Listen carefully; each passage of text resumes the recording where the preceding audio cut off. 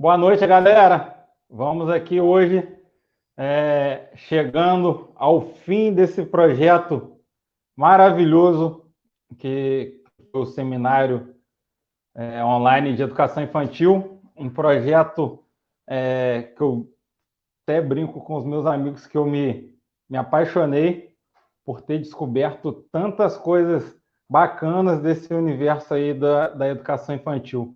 A gente conseguiu aí, ao longo de um mês, quase um mês e meio, trazer grandes profissionais aqui para poder estar conversando, para poder estar aprendendo sobre a educação infantil e de diferentes áreas. A gente conseguiu ver aí bastante a importância de cada área nessa formação e no desenvolvimento infantil. E hoje a gente vai fechar com chave de ouro.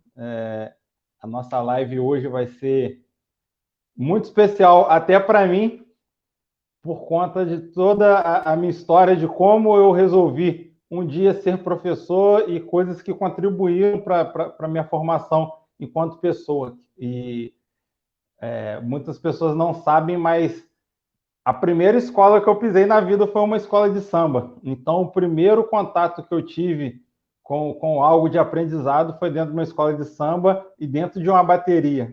Então, a música ela é muito presente na minha vida. E eu sei exatamente assim a importância que isso teve na minha formação enquanto pessoa, enquanto ser humano, enquanto profissional. E hoje vocês vão conhecer um pouco mais desse universo da música, desse universo da musicalização e da sua importância.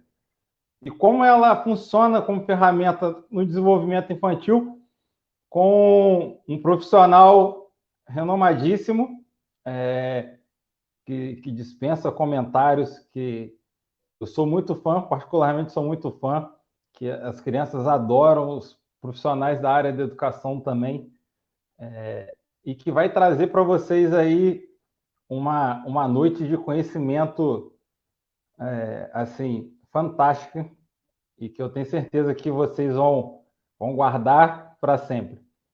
Enquanto isso, enquanto vocês vão entrando aí, as outras partes do seminário online de educação infantil, elas já estão disponibilizadas lá no meu canal no YouTube, canal Professor Flávio Roberto. Então, quem não conseguiu acompanhar ao vivo as outras transmissões, não precisa ficar preocupado, não. Elas estão lá já postadas, sempre após a live, elas são disponibilizadas lá. Então, é um material aí que vocês vão poder utilizar futuramente como aperfeiçoamento profissional. Vocês vão poder pegar bastante informações ali para serem aplicadas no dia a dia. Os pais aí também que têm acompanhado a live, vocês podem estar entrando lá, porque às vezes é uma dúvida que vocês têm assistindo essas aulas. Eu costumo dizer assim que na live é uma aula que vocês vão, com certeza, alguma coisa vocês vão estar conseguindo solucionar aí na dúvida de vocês. E hoje, após ao término aqui também, vai estar sendo disponibilizado. A gente vai encerrar esse ciclo, mas vocês podem ter certeza que esse ciclo desse seminário, ele foi só uma semente que foi plantada para projetos futuros aí que a gente vai estar desenvolvendo e trazendo e contribuindo com conhecimento para vocês. Chega de falar aí, né? Vou estar convidando aqui o convidado especial da noite aí para estar encerrando esse nosso ciclo. Seja bem-vindo, professor Marcelo Serralva. Olá, boa noite, Flávio. Tudo bem? Obrigado pelo convite. Obrigado pelo convite. Eu que agradeço. Ano passado eu fiz um curso com Marcelo Serralva, que eu recomendo quem puder fazer o curso dele. Faça, porque não vai se arrepender. Levem para a cidade de vocês, seja de forma presencial ou online, porque é um dia de aprendizado assim fantástico, uma experiência fantástica de aperfeiçoamento profissional. Então, no passado, eu tive o prazer de conhecer ele aqui em Três Rios, participar, ver as dinâmicas e, assim, às vezes a gente olha pela internet e fala, vamos ver, quando a gente olha de perto, aí a gente Sim. confirma e reforça ainda mais essa qualidade, essa excelência do trabalho. Legal, legal. É engraçado que muita gente comenta isso, né? Porque a questão do YouTube, da rede social, não dá muita noção do que é o trabalho. Então, essa questão presencial das oficinas, de estar em contato com as pessoas, eu vi que eu aprendi, eu ensinei muito, mas eu aprendi muito também, né? Porque uma coisa é você planejar teu conteúdo em casa, outra coisa é você chegar e conhecer as pessoas que gostam daquele conteúdo ou vêm com ideias. Poxa, eu fiz aquela tua música X da Aranha Sapateadora, mas eu usei uma outra coisa. Pô, que ideia legal. Muita coisa que eu usei nas oficinas ou aprendi, eu trouxe para o meu trabalho também. Então é uma troca, né? Bem legal. Esse ambiente de troca, eu costumo dizer que ele é extremamente importante para a gente que é profissional da área de educação, porque é muito amplo. E, assim, principalmente quando a gente fala em questão de regiões diferentes. Sim. Você que anda muito o Brasil aí, eu tenho certeza que várias experiências aí de outras culturas aí que você consegue captar. Sim. Deve ser algo bem interessante. É uma coisa que eu não imaginava, né, que o trabalho fosse tomar esse rumo, mas é muito interessante, assim, por exemplo, ano passado a gente andou bastante, né? Quando eu falo a gente, porque não sou aquele profissional que fala no plural, não, é porque anda eu, minha esposa e minha filha que agora está com 6 anos, né? Vai os três, a gente já foi de ônibus, de carro, de avião, e aí nós rodamos o interior, aqui o interior do Rio, depois a região sudeste inteira, fomos para o nordeste, centro-oeste, sul, só não fomos para o norte. E aí você chegar, por exemplo, sei lá, no interior de Goiás, em Caçu, que é uma cidade de 11 mil pessoas, e ver as pessoas aplicando aquele material, conhecendo, e não só o meu material, mas o material de outras pessoas, e vindo com práticas muito interessantes. Então, isso abriu minha cabeça. Tanto que, nesse período, eu vim morar no interior também, né? Que eu moro agora num lugar 1000 vezes menor que Três Rios, né? Eu moro em São Pedro da Serra. E é interessante você ver como a internet Você morava em Nova Friburgo, né? Hã? Você morava em Nova Friburgo, né? Não, então, São Pedro da Serra é dentro de Nova Friburgo, mas a gente trata como se fosse uma cidadezinha, né? Um distrito, mas é um vilarejo, né? Uhum. É 4 mil pessoas só. Mas a possibilidade da rede social de capilarizar isso, né? Você não precisa estar mais no grande centro para fazer bons conteúdos e boas práticas. Então, muita coisa boa. Aliás, o melhor atualmente está sendo feito no interior, né? Sempre foi muita coisa boa foi feita no interior, a diferença é que agora a gente consegue atingir isso, conhecer por causa da rede social, né? Sim, eu tenho essa experiência até por conta da minha página, dos conteúdos que eu posto, e de pessoas, às vezes, assim, que às vezes chega uma mensagem de um número, eu falo, caramba, de onde que é esse número?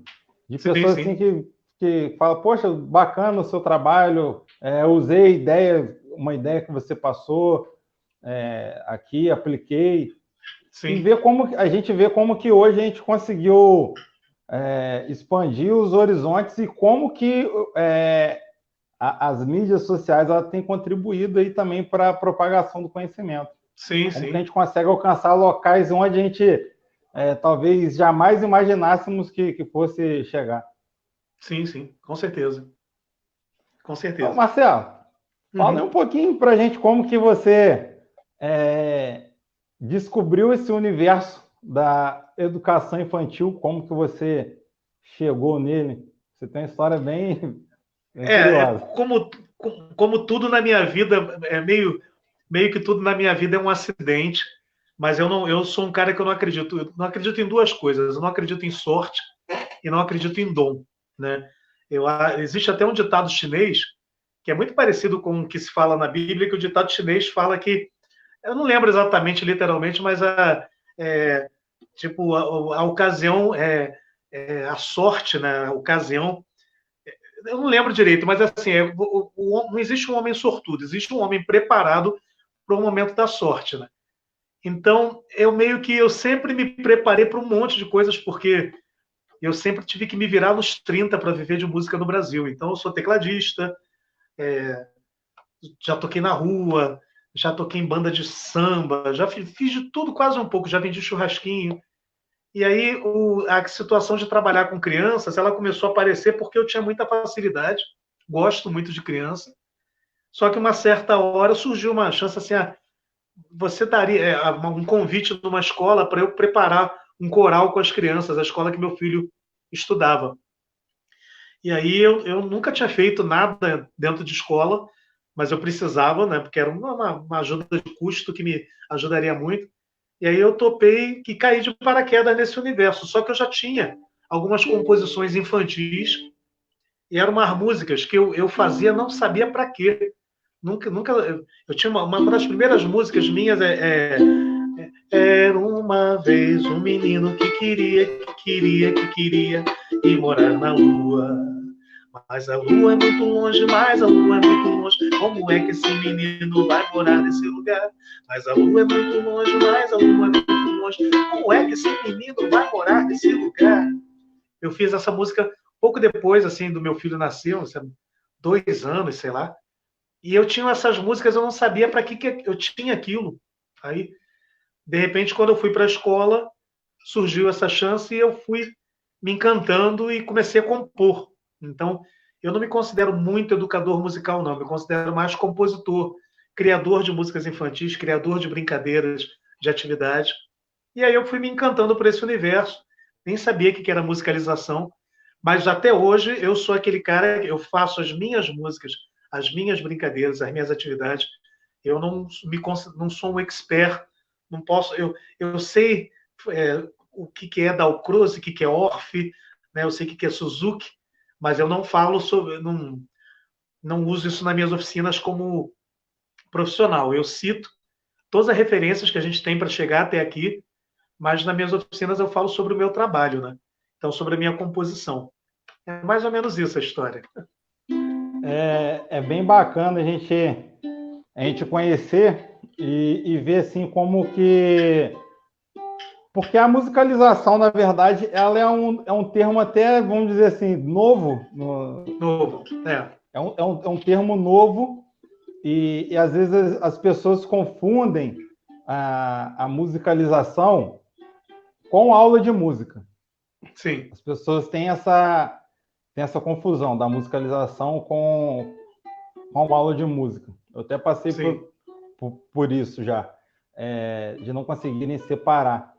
E a gente vê, assim, nas suas dinâmicas, nas suas atividades e músicas, que elas englobam várias coisas, parte fonoaudiológica, parte psicomotricidade, que a gente vê que tem muito movimento. Sim. Dessas aulas. Então, a musicalização, que é um termo até que eu acho que é bem... Eu não tenho certeza se usa esse termo em todos os países de língua portuguesa, mas é um termo que você tem no Brasil, né? Se você for pesquisar em inglês, não tem nenhum termo parecido. Music Class for Kids, por exemplo. Aula de música para crianças. O que acontece é que a musicalização, o termo musicalização, eu acho que ele é um termo bem interessante, porque ele propõe uma outra dinâmica, né? Uma sensibilização para a música. Então, você sai daquele escopo da aula tradicional e aí você começa a beber de outras fontes. E, por exemplo, contação de histórias, muita coisa da psicomotricidade. Eu uso muita coisa que eu me inspirei vendo aulas de educação física, muita coisa de movimento, de jogo de chão, bambolê. Aí você pode misturar com contação de histórias, percussão corporal. Quer dizer, você pode ter práticas não tradicionais no ensino da música. Então é isso que acho que fica muito poderoso. Mas é uma coisa relativamente nova, né? Quando eu digo relativamente nova, sei lá, já tem 20, 30 anos essa nova coisa dessa aula de música mais mais lúdica, já tem. Não sou eu, não é o Estevão Marques, já tinha Josete Férez, que até faleceu há pouco tempo. O ensino de música no Brasil, ele tem várias entradas, né? Eu acho que uma das últimas abordagens assim oficiais foi com Vila Lobos, mas ainda era muito tradicional. Eu acho que dos anos, sei lá, os anos 80 para cá é que começou essa coisa mais brincante, né? Que depois veio trazer o Palavra Cantada e por aí vai. Mas tem muita gente boa, não começou aqui, né? Não foi há 10 anos atrás. Eu acho que de 10 anos para cá é que começou a se formatar isso, pensar a musicalização, que na verdade é musicalização, né? A gente fala musicalização infantil porque é para criança, mas pode ter musicalização de adolescentes, Sim. de adultos, de terceira idade. Então, eu acho que está se criando um campo novo, assim como agora surgiu de uns anos para cá a musicoterapia, que eles estão batalhando agora para regularizar, né, para virar realmente reconhecido pelo governo. Tudo isso é muito novo, né? Se pensar que a Libras é 18 anos, né? Estou perguntando aqui para a Marissa, Libras, oficial mesmo é 18 anos, não é isso? Corretamente, oficial é 18. Libras no Brasil, reconhecida oficialmente, a língua brasileira de sinais, 18 anos. Então as coisas são muito recentes, né? Então a gente meio que está desbravando um campo novo, e aí tem muita coisa legal, tem muita tentativa e erro nesse momento, né? E a gente, igual mesmo a própria psicomotricidade, se a gente for pegar e ver esse desmembramento da educação física e psicomotricidade, que a psicomotricidade Sim. É um campo que ela é um campo da educação física. Sim. E a gente vê que de uns anos para cá viu-se a necessidade de vamos trabalhar de forma isolada até para poder dar uma qualidade maior no trabalho. Sim. E essas aulas de música, quando a gente pega lá, a música acho que sempre foi muito presente nas escolas. Acho que de alguns anos para cá é que ela andou sumindo, porque a gente pega aí praticamente todas as escolas tinham uma fanfarra, por exemplo. Uhum. Hoje em dia é raro a gente ver uma escola que mantenha uma fanfarra, uma banda marcial. Eu acho que o problema da música no Brasil é justamente assim, os antigos formatos, né, que é aquele formato do conservatório, da fanfarra, que eu também adoro, mas são formatos caros e formatos que dependem de profissionais extremamente formados, né? Então, por exemplo, uma fanfarra tem que ter, no mínimo, um maestro ou alguém que saiba realmente fazer ali, né? Como você falou, a escola de samba. O mestre de bateria, ele é um maestro formadíssimo na prática, mesmo que ele não tenha a parte ali teórica e estrutural, mas não é qualquer um que pega uma bateria de escola de samba e faz. A coisa é absurda. Aí o que eu acho é um formato muito interessante, é o que a escola de samba conseguiu, que é juntar a parte técnica com a parte prática de uma forma que por exemplo, você como criança começou, e isso é uma realidade assim nas comunidades, ou até no interior mesmo, que aqui, por exemplo, em Friburgo tem uma bateria muito atuante, né? Assim, as escolas daqui são muito atuantes. O carnaval daí é muito forte. É forte, e as pessoas tinham que valorizar mais isso, assim, entender que é uma prática fantástica, a fanfarra, a escola de samba, mas a musicalização vem por outro lado. Então, acho que um bom caminho é se lá na frente a gente conseguir juntar esses dois lados, né? Juntar o lado brincante, lúdico, também com essa parte mais técnica. Essa é que é a grande dúvida, né? Porque nunca tem verba, nunca tem grana, nunca tem pessoal, né? Então Exatamente. É um grande caminho que a gente vai percorrer por aí. Em 2011, quando eu me formei, foi o ano que eu apresentei minha monografia e a minha monografia foi sobre... Na educação física, eu fiz a monografia sobre música. Foi música na escola, possíveis intervenções na corporeidade. Como que a música influenciava. E lá atrás, nesse trabalho, eu fiz um debate sobre a lei de obrigatoriedade das aulas de música nas escolas e que foi em 2011 foi sancionado a obrigatoriedade, 2008, minto, foi sancionada a obrigatoriedade, e até hoje a gente vê que, infelizmente, isso não conseguiu ser colocado em prática. Porque não, e o Brasil ele tem uma mania de acumular leis, né? Porque depois surgiu uma outra lei, que tem aquela lei do ensino de artes, né? Que acho que é posterior, quer dizer, são leis que tratam do mesmo tema. Primeiro era música obrigatória, agora é artes obrigatório, e aí envolvendo, né, música, dança, teatro e artes plásticas.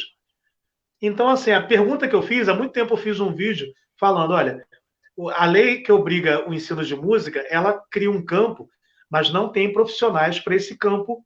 Isso eu falei uns 3, 4 anos atrás. Por quê? A licenciatura, eu fiz um cálculo na época, uma pesquisa, a licenciatura formava, sei lá, 1.600 pessoas por ano, a licenciatura de música.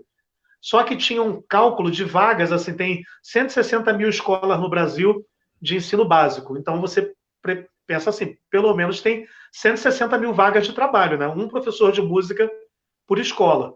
Sabendo que tem escola grande que cabe 3, 4, 5 professores. Quer dizer, levaria 100 anos para conseguir ocupar essas vagas com esses professores de musicalização. Só que agora o professor tem que saber dançar, saber interpretar, saber pintar e saber tocar. Então esse profissional não existe, né? Não existe. Eu estava lendo. Espera.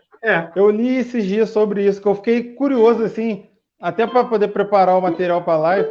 Eu fiquei curioso, falei, gente, em 2011 eu fiz um trabalho de uma lei que já tinha 3 anos que tinha sido aprovada, e até hoje, assim, o que a gente vê é um esforço, assim, de algumas instituições isoladas que investem na aula de música ou de musicalização. Aí pode ser, aí estava a explicação do governo federal falando sobre isso, sobre a falta de profissionais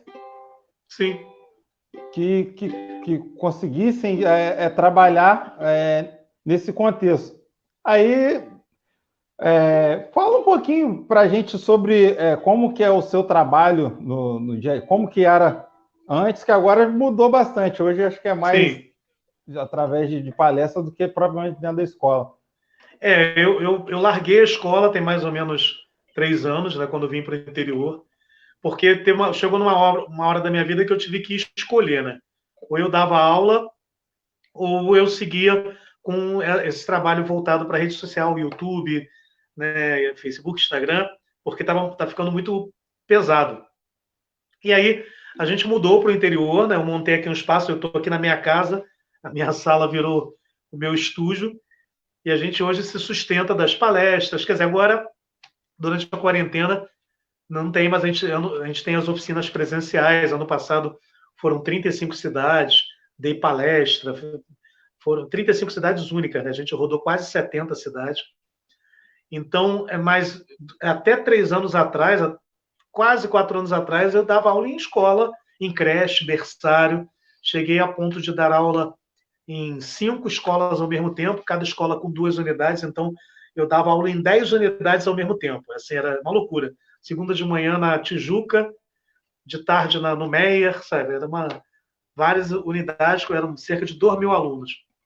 E muito berçário, né? E agora a gente se adaptou.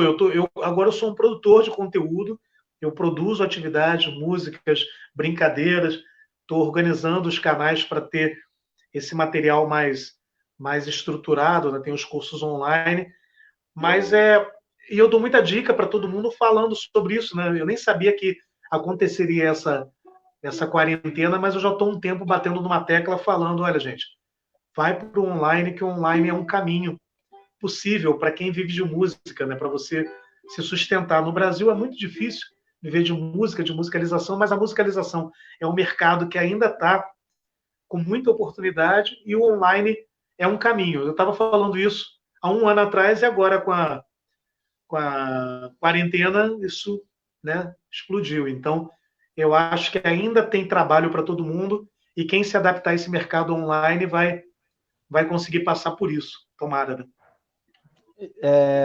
Marcelo, assim, quando você iniciou esse trabalho,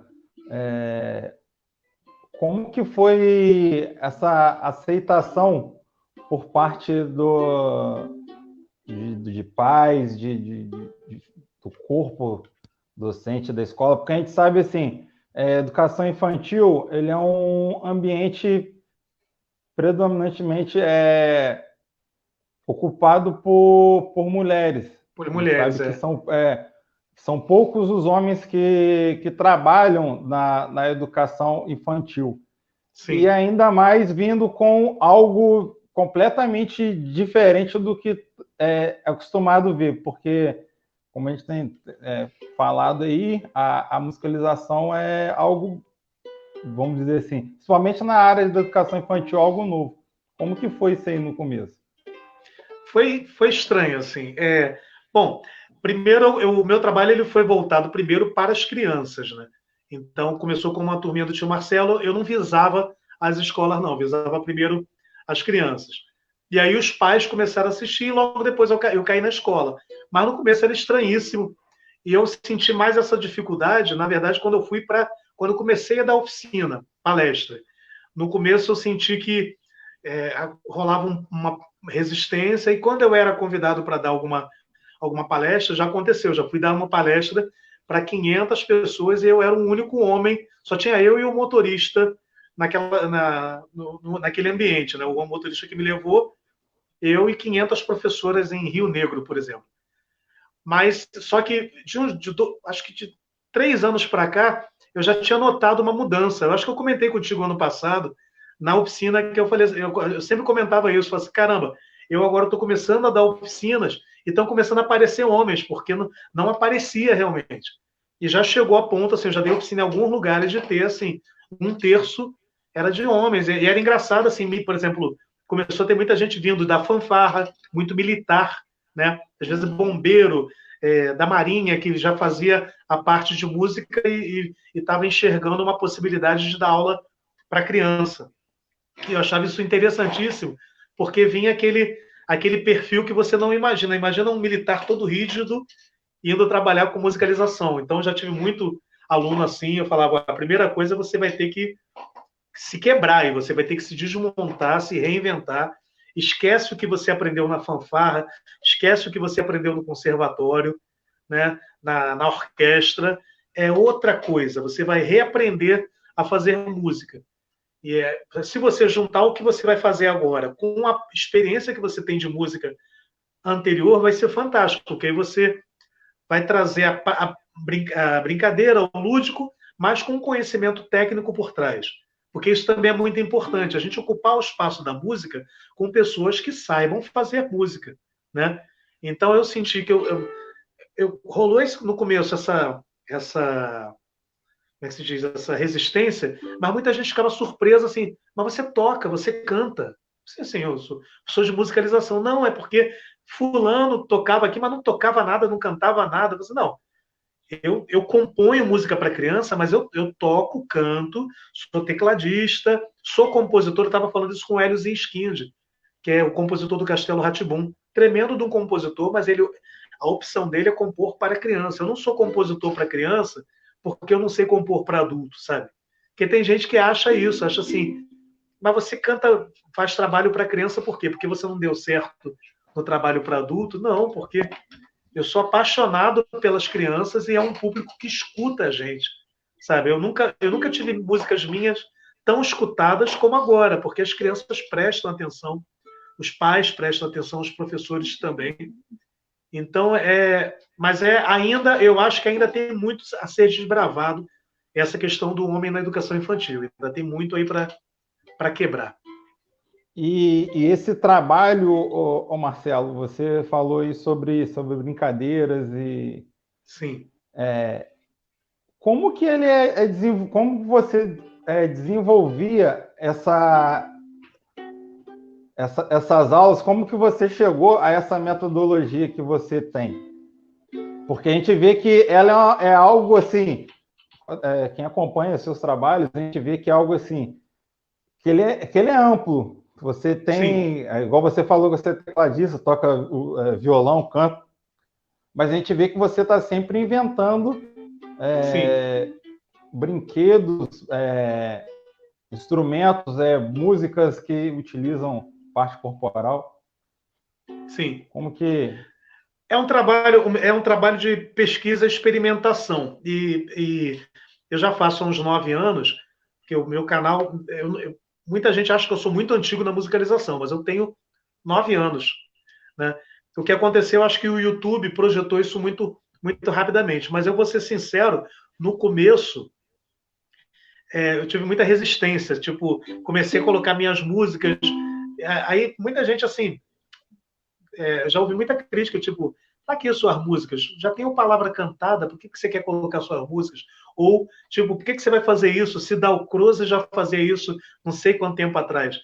Mas eu sempre achei assim, eu sempre achei que existe espaço para experimentação, para pesquisa, para inventividade, e é claro que você, quando pesquisa e inventa coisas, você vai inventar coisas que, de repente, já foram inventadas por outras pessoas. Mas de tanto você tentar persistir, daqui a pouco você vai começando a encontrar um caminho, uma linguagem sua.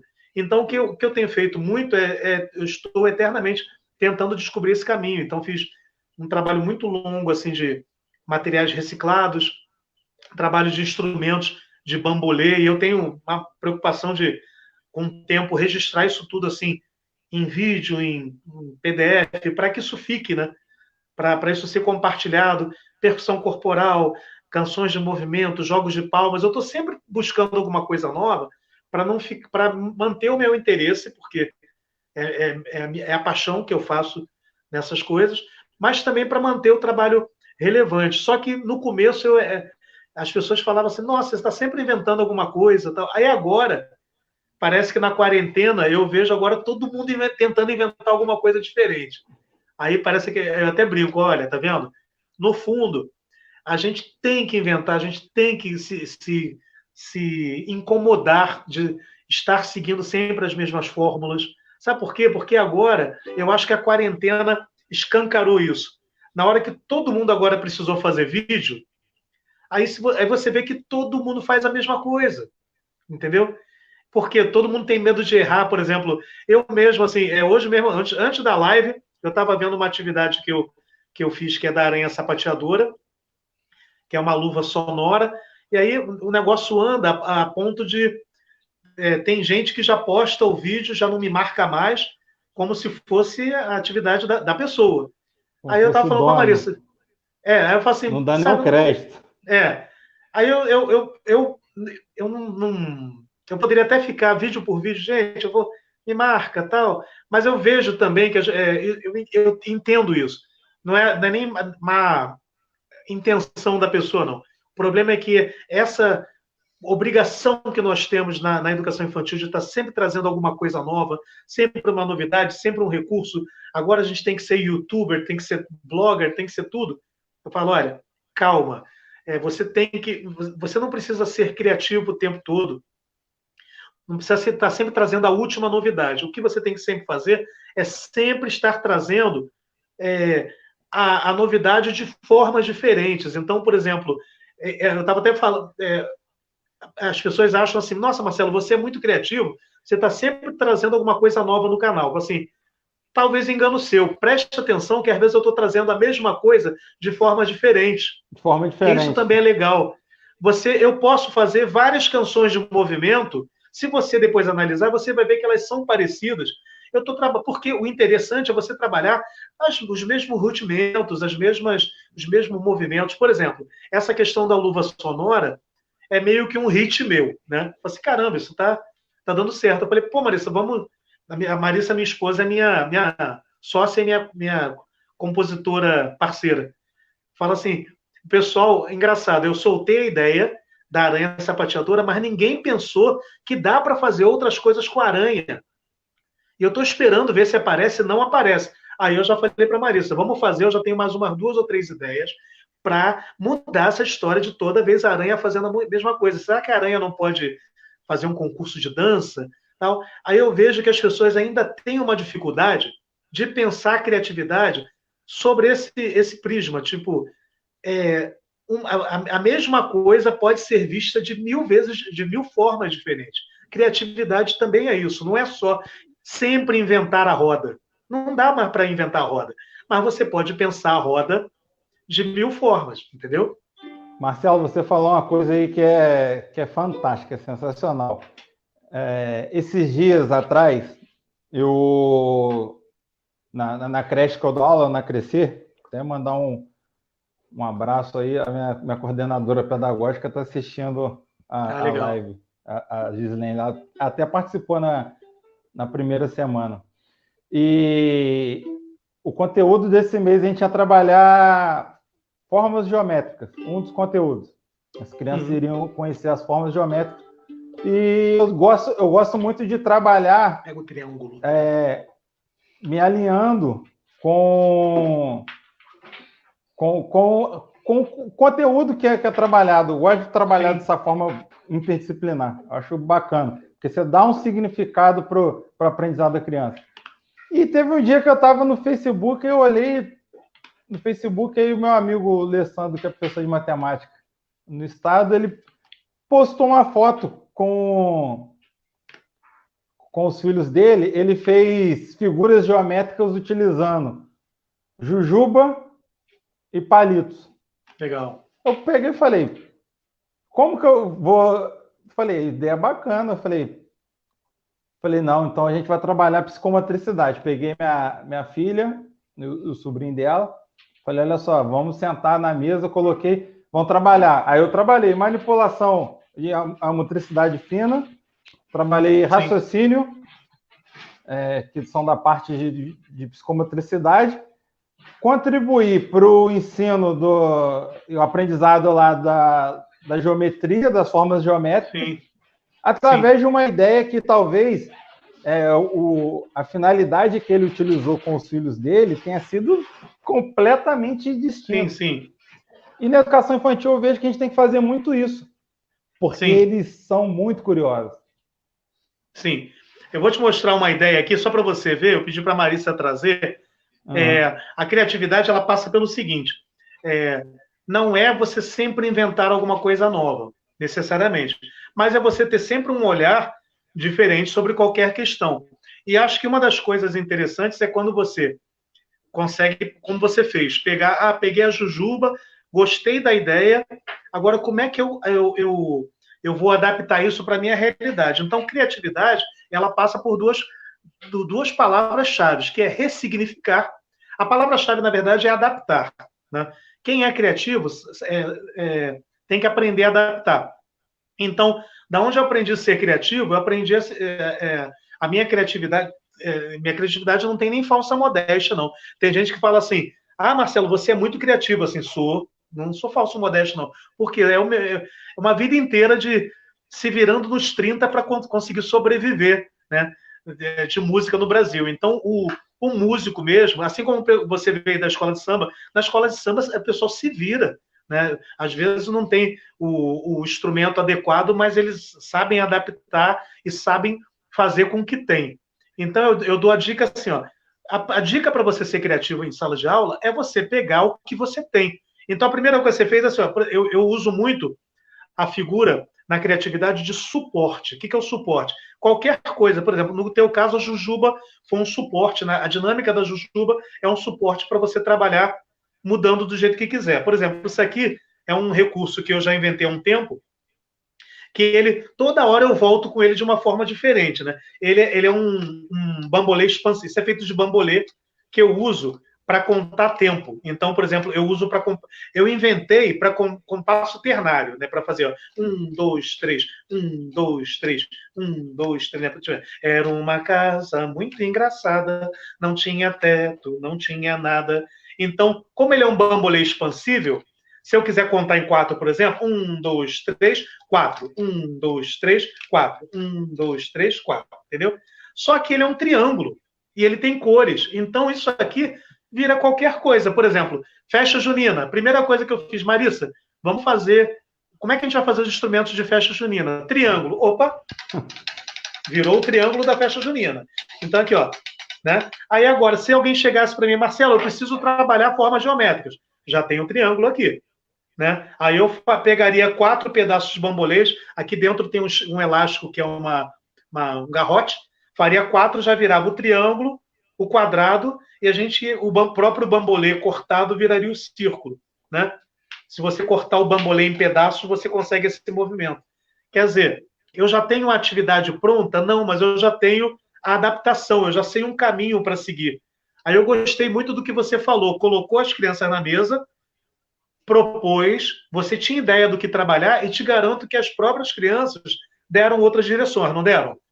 Sim, é uma coisa que eu falo, que eu bato muito na tecla, que às vezes o profissional, até por conta da cobrança que a gente tem, não, a gente tem que fazer algo maravilhoso. Sim. Até quando eu dava aula de musicalização, acontecia muito disso aqui. Eu chegava e você vai com a ideia toda formada, sim. Aí você chega, as crianças desconstroem completamente aquilo e te traz algo completamente diferente, que você nem tinha parado para pensar. Não, e o mais engraçado, Flávio, é o seguinte, aí é onde eu falo da mente criativa, mas do olhar criativo. Eu já dei aula assim, de eu começar uma aula, a aula dá completamente errado, e no meu caso, como eu era professor de musicalização volante, eu chegava nas salas, tinha a professora regente. Então, estamos lá, sentado, de repente a aula sai para outra coisa, vira uma bagunça, a professora já começa a me olhar torto, de repente, no meio da aula, assim, você viu isso? Eu, para a professora, o quê? Você não viu o que aconteceu? Ela, não, você não acredita. Aí eu trago, olha o que eles fizeram, olha o que virou. Ela, não vi. Assim, por quê? Não viu, porque não está prestando atenção. Porque quando você vem com tudo muito pronto, né? Quando você vem com a solução finalizada, né? Por exemplo, eu chego aqui na live, a live, por exemplo, é um exemplo disso. A gente vai conversar, por mais que você me dê um roteiro, a gente não sabe o que vai acontecer durante a live. Eu posso puxar alguma coisa que te dê um novo caminho de pergunta, te lembre outra coisa. Então, é essa questão dessas variáveis que acontecem na aula que podem trazer a tua aula ficar riquíssima ou sua aula ser um grande fracasso. E aí eu já vi que as pessoas fracassam na aula por isso, porque se eu chego assim, ó, minha aula hoje vai ser todo mundo quietinho, sentado, assistindo um filme de música clássica, e as crianças começam a dançar, pular, pronto, minha aula fracassou, porque eu queria uma coisa e a minha aula virou outra. Mas eu sempre fui pronto assim, peraí, começamos a dançar, opa, o que nós vamos fazer a partir de agora? Porque às vezes o erro que a gente acha que é um erro, né? Ih, virou uma coisa que deu completamente errado, daquele erro ali acontece coisas muito mais interessantes do que você planejou. Então eu sempre brinco assim, ó, criatividade é experimentação, é tentativa e erro, e criatividade na sala de aula, é você começar a dar mais atenção para o erro do que o acerto. Então, muita coisa que eu fiz, que hoje o pessoal fala, nossa, que coisa legal, eu falo, ó, isso aqui, na verdade, surgiu de uma ideia que deu completamente errado e virou uma coisa legal, entendeu? Eu acho que é por aí, assim, você tem que se desconstruir um pouquinho.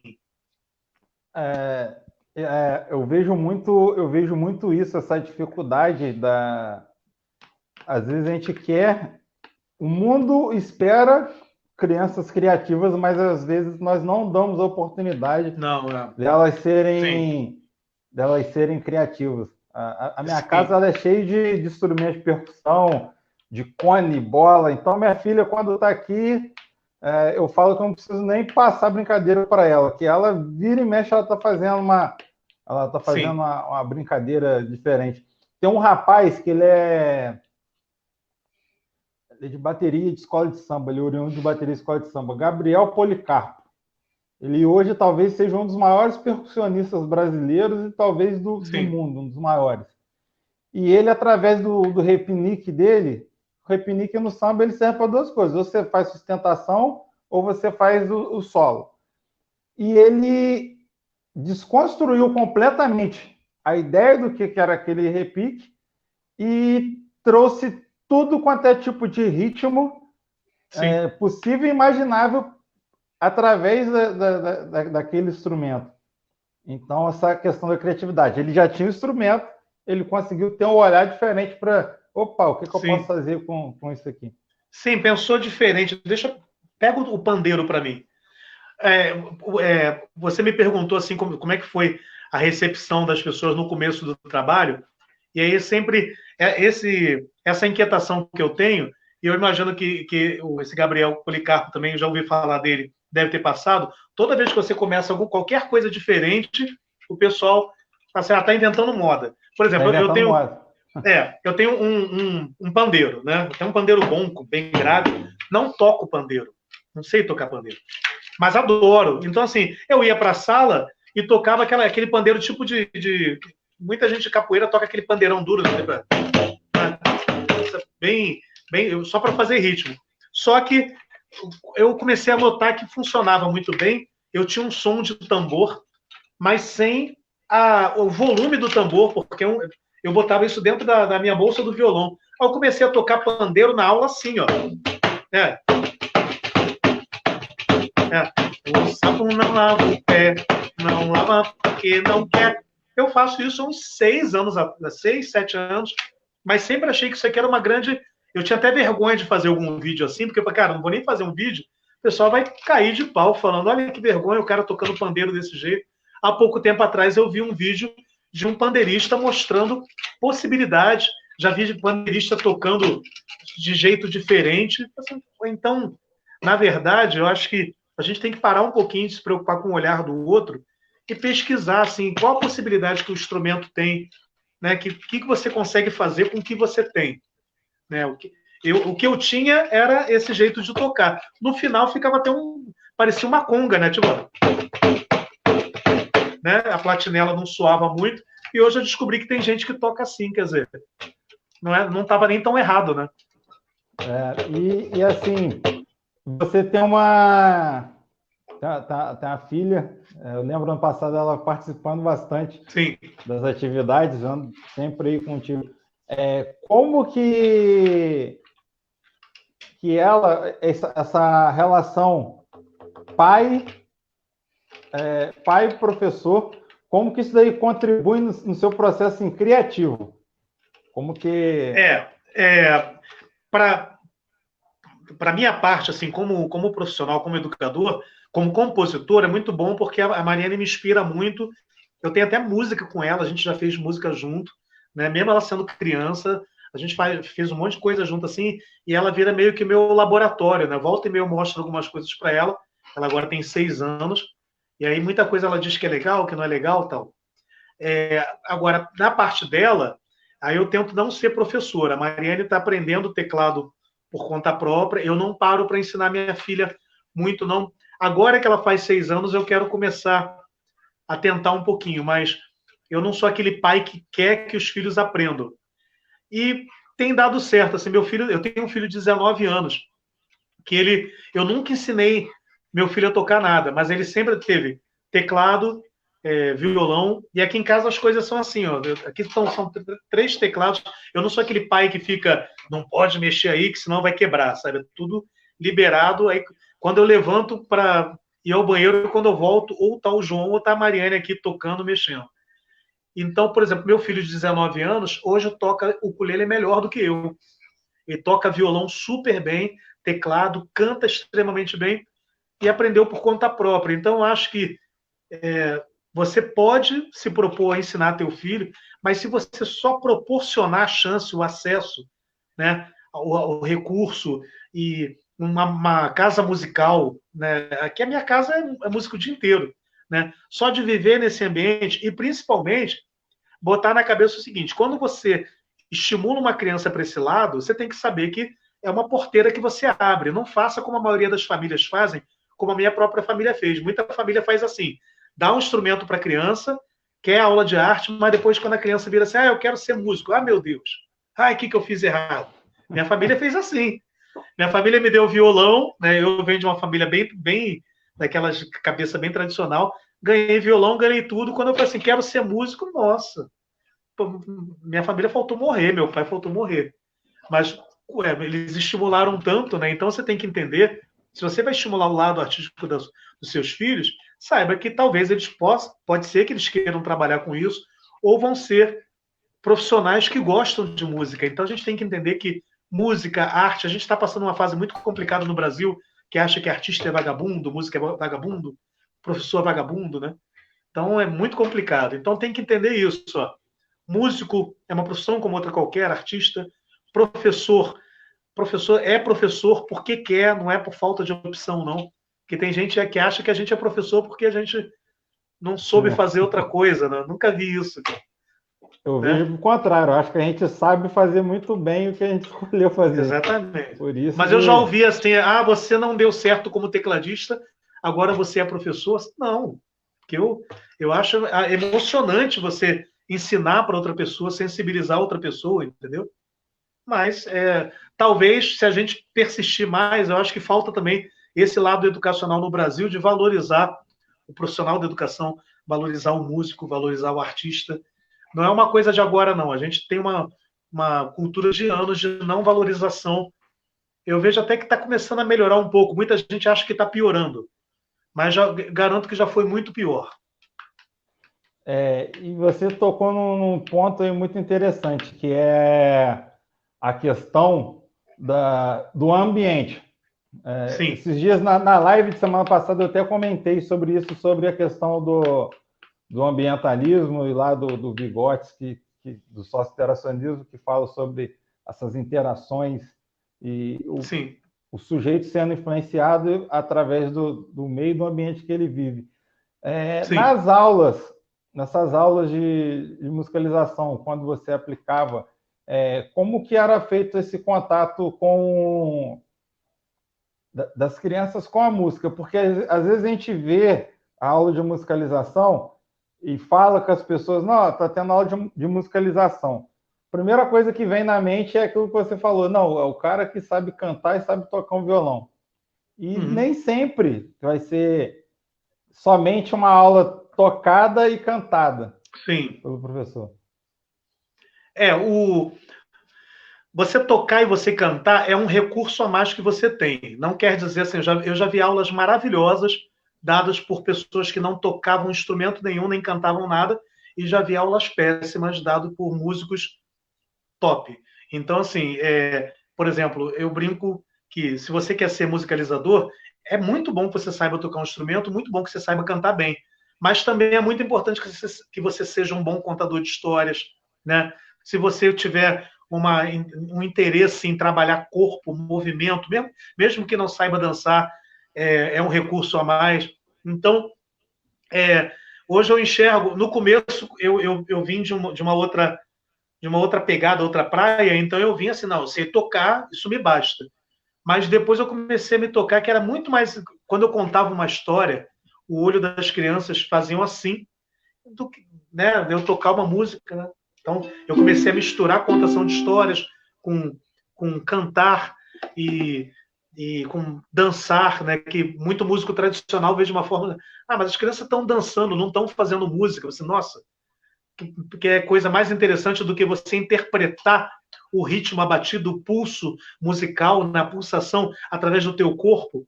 Geralmente, quem tem boa noção rítmica dança bem também. Então, eu conheço um músico bom, tecladista, que toca pra caramba e não sabe dançar no ritmo. Assim, mas que coisa interessante, né? A pessoa sabe ler uma partitura complexa, super complexa, mas não consegue dançar dois para lá, dois para cá. Por quê? Porque são educações diferentes, né? Uma coisa é você educar seu cérebro, outra coisa é você educar seu corpo, só que são coisas diferentes e complementares. E eu acho que a gente faz uma coisa muito compartimentada, sabe? A gente trabalha muito o cérebro e não trabalha o corpo. Inclusive, isso no Brasil é muito assim, fulano vai para uma coisa mais, né, filosófica, fulano vai para a educação física, não precisa estudar. Você, não, pelo contrário, você vai para a educação física, você vai ler muito, né? Ler bastante, vai passar o resto da vida trabalhando. Hoje as pessoas entendem que o técnico de futebol tem que entender muito de parte teórica. Então, a gente até pouco tempo atrás, a gente estava separando muito essa coisa assim, fulano vai jogar futebol, não precisa mais estudar na vida. Fulano vai ser médico, esse aqui vai ter que estudar a vida inteira.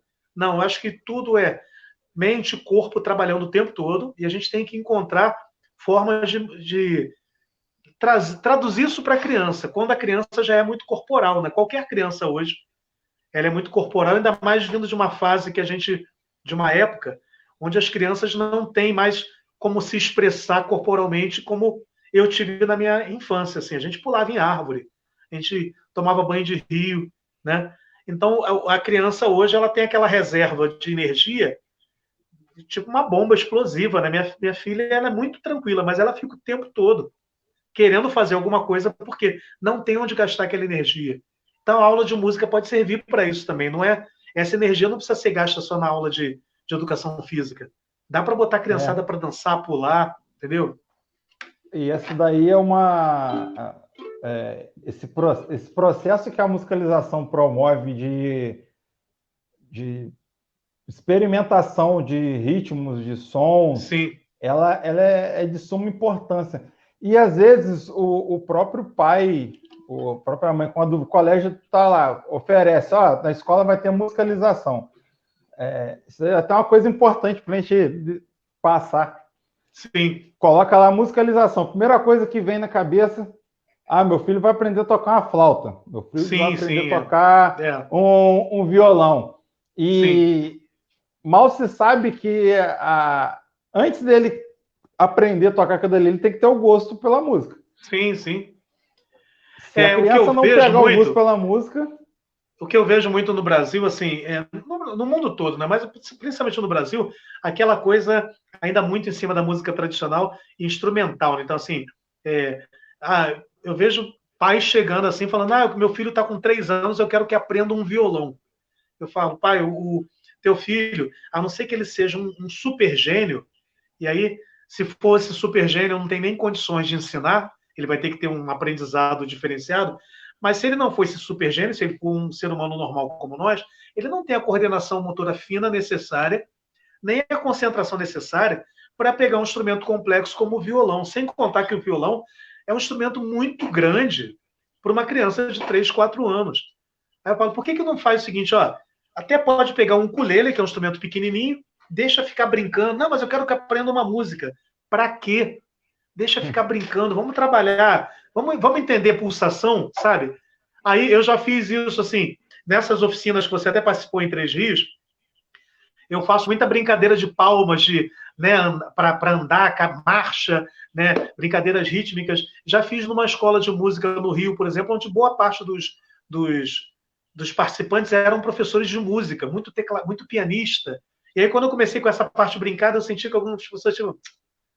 Aí eu comecei a rir internamente, pensando assim, esse aí vai ser o primeiro, quando eu começar a bater palma, vai atropelar tudo. E foi, sim, porque o pessoal não entende assim, vamos andar, agora vamos lá, 1, 2, esquerda, direita, direita, esquerda, vou fazer uma coisa um pouquinho mais complexa, 2, 3, 4, vou batendo contratempo, então tô batendo aqui, perna,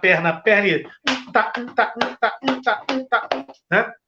Isso aqui já é extremamente complexo para a gente começar, porque eu chego em oficinas com gente que toca instrumento, vamos andar, vamos bater uma palma agora, 1, 2, 3, palma, 1, 2, 3, palma, tem gente que trava. Não faz. Por quê?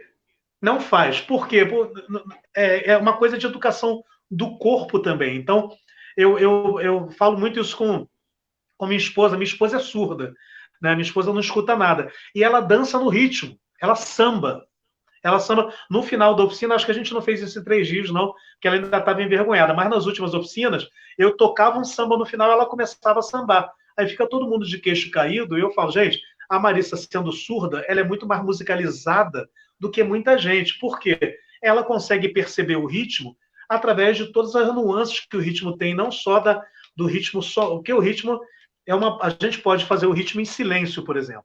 Para você entender isso, você tem que praticar. Para praticar, tem que viver. Então, a musicalização é? Essa proposta de vivências, e a melhor fase para fazer isso é até os 6 anos, que a criança é aquela esponjinha, né? Que vai aceitar tudo, que a partir dos 6 a criança, isso eu não quero, isso eu não faço. Então vamos brincar, vamos rolar, vamos nos encontrar dentro da música. Aí aos 6 anos, a partir daí, a criança, eu quero tocar um violão, ótimo. Quero tocar um teclado, uma flauta, mas a gente não precisa correr. Mas hoje tem na educação infantil tem quer que as crianças escrevam com 4 anos, né? Já saibam escrever 4, 5 anos. Aí você tem adolescentes que escrevem, mas não entendem. E eu falo, ó, até os 6 anos, viver e escutar. A minha esposa, sendo surda, ela escuta mais do que muita gente, porque escutar e ouvir são coisas completamente diferentes, né? Ouvir, todo mundo, até o surdo ouve. Você ouvir, né, o teu ouvido, ele processa. Mas esse processamento passa pelo teu cérebro, então tem que ter uma compreensão. Então, por isso que muita gente, por exemplo, jazz. Bota uma pessoa que nunca escutou jazz, um jazz mesmo, daquele bem tradicional, a pessoa não vai nem entender o que está acontecendo e vai achar aquilo um lixo. Então, tem que ter um ato de escutatória. A criança tem que se educar para ouvir música clássica, para ouvir samba, né? Por exemplo, voltando à escola de samba ali, tem desenhos rítmicos na escola de samba que não é qualquer um que faz, gente. Marcelo, né? Quando eu fui fazer aula eu sempre quis aprender teoria musical, nunca tive paciência de aprender. Porque, assim, igual eu falo, se as pessoas acham que matemática, física é difícil, é porque nunca pararam para estudar teoria musical. Foi uma das coisas, assim, muito mais difícil que anatomia, qualquer coisa que eu tenha estudado na vida. E eu acabei que eu não levei adiante. Aí na época eu já comandava a bateria, dava aula muito para universitário. Dava muito workshop para universitário. E os universitários têm uma facilidade de aprender espantosa, até porque eles se dispõem a aprender. Eles se colocam... Eu fui em Maringá no workshop, eu peguei a primeira parte do workshop, foi 2 dias, uma manhã inteira, só percussão corporal e método passo. Percussão corporal, passo. Para eles entenderem, para poder eles entenderem a questão de compasso, tempo. Aí, quando eles conseguiram criar aquela consciência, aquela percepção musical ali, e corporal, que eles conseguiram sentir o que era a música. Olha só, o ritmo, o samba vai estar em 4 tempos. Aí eu consegui passar para a segunda parte. E foi muito bem desenvolvido. E teve um dia que eu cheguei para o professor da aula de teoria musical e mostrei um vídeo para ele. Eu falei, olha só, isso aqui é o que a gente faz na escola de samba. Aí ele... Primeira coisa que ele perguntou, como é que vocês conseguem fazer isso? E eu toco tamborim, que é o instrumento mais... É o que mais faz frases diferentes dentro da bateria. Aí ele pegou e falou, vocês usam partitura? Falei, 99,9% dos ritmistas não fazem a menor ideia. Só chegar chegar para mim com a folha de partitura... É a mesma coisa de eu estar lendo em japonês. Porém, a compreensão e a percepção musical, a gente consegue decorar todas essas frases através do som, para poder reproduzir. A partitura ela é uma representação, né? Então, as pessoas confundem. É como se partitura fosse a própria música. Tanto que eu estava conversando muito com o Thiago Vidal, estou fazendo um curso com ele, nós dois juntos, né? Eu faço a parte lúdica, o Thiago Vidal, ele tem mestrado em educação musical e está fazendo doutorado. E ele falando, Marcelo, a partitura é a conversão, né? É o registro do que a música está fazendo. Só que tem coisas que, por mais que você coloque ali na partitura, tem coisas que você... por exemplo, a pressão do dedo, por mais que você coloque tudo ali, cada um vai tocar sempre com alguma nuance, sempre com alguma diferença. E tem coisas que não dá para você aprender ali na partitura, né? Você tem que aprender previamente para você entender todas porque ali está a representação de todas as subdivisões possíveis, imagináveis de ritmo. Só que tem coisas que você tem que perceber que acontece, né? Além do tum, tá, tum. Se a gente começar a sincopar muito, tem coisas, se você for fazer matematicamente, vai ficar durinho. E o samba, por exemplo, não é duro. O samba ele é todo sincopado e todo malemolente, né? Então, se você botar... O Thiago estava citando uma situação que aconteceu, que eles juntaram a orquestra com a orquestra aqui de Friburgo, com a escola de samba, com a criançada. Ele falou que foi engraçado, porque os garotos, todo mundo, e os músicos formadíssimos não conseguiam acompanhar a criançada. E era o contrário, né? Acho que eles estavam tocando, tipo, sei lá, Aquarela do Brasil, na partitura, e os garotos começaram a... Aí daqui a pouco os músicos foram parando. Eu não lembro qual foi a história direito, não. Depois eu vou perguntar, mas foi mais ou menos isso. Porque os garotos sabiam o que estava rolando na partitura sem ter a leitura. Então, no Brasil a gente faz muito isso, a gente inverte. Primeiro a leitura para depois a prática. A musicalização, ela traz essa possibilidade. Vamos praticar primeiro e depois a gente aprende a ler o que a gente está fazendo, porque é o que a gente faz na educação infantil. Primeiro a gente vai explorar o mundo, depois a gente vai para as letras. Quando a gente chega aos 6 anos, a gente já tem uma compreensão do mundo muito grande. Quando você vai escrever ovo, a criança já sabe o que é o ovo, que o ovo vem da galinha, mas também já vem do pato. O jacaré também também põe ovo. Olha quanta informação a palavra ovo traz. Mas se a gente fosse pelo ensino de música, vamos ensinar ovo primeiro. Depois a criança vai saber de onde o ovo vem. Acho que é o contrário, né? Vamos descobrir o que é ovo. O ovo que a gente come é frito. Tanta coisa que a gente pode experimentar, né? E falando ainda sobre essa questão das crianças, participação de crianças com necessidades especiais nas aulas, como que elas interagem, como que você vê a importância desses momentos para essas crianças? Então, eu vou falar como não especialista. Tá? Como eu deixei claro no começo, eu não me considero um educador musical. Né? Eu trabalho musicalização a partir do meu material. E a gente, dentro do meu material, eu tenho muita coisa voltada para a inclusão. Por exemplo, eu tenho músicas que falam sobre isso, que é Malamalenga, lenga, la tenga, tumba, la tumba, ó. Malamalenga, lenga, la tenga, tumba, la tumba, ó. Malamalenga, lenga, la tenga, tumba, la tumba. Todo mundo é diferente, mas lá no fundo todo mundo é igual a gente. Todo mundo é diferente, mas lá no fundo todo mundo é igual a gente. Tem gente que não enxerga, tem gente que não escuta, tem gente que não pode andar também. Malamalenga, lenga, la tenga, tumba, la tumba, por aí vai. Eu e Marissa temos várias músicas que falam sobre inclusão. Mas eu vou trazer a minha experiência de nós dois sermos um casal incluído, né? Por Marissa ser surda, né? E ela é surda oralizada, quer dizer, uma surda que fala português e não fala Libras. Então, uma das coisas que eu falo, acho que quando você vai trabalhar com inclusão, você também tem que se desmontar, você tem que mudar um monte de ideias que a gente tem sobre a pessoa que vai ser incluída. Por exemplo, eu nem uso muito esse termo de necessidades especiais. Por quê? Todos nós temos. Por exemplo, a gente estava falando sobre TDAH. Né? Então, você pode ter uma criança surda, uma criança com TDAH, pode ter uma criança bagunceira por si só. E aí eu falo, quem é que vai te dar mais trabalho? Um autista.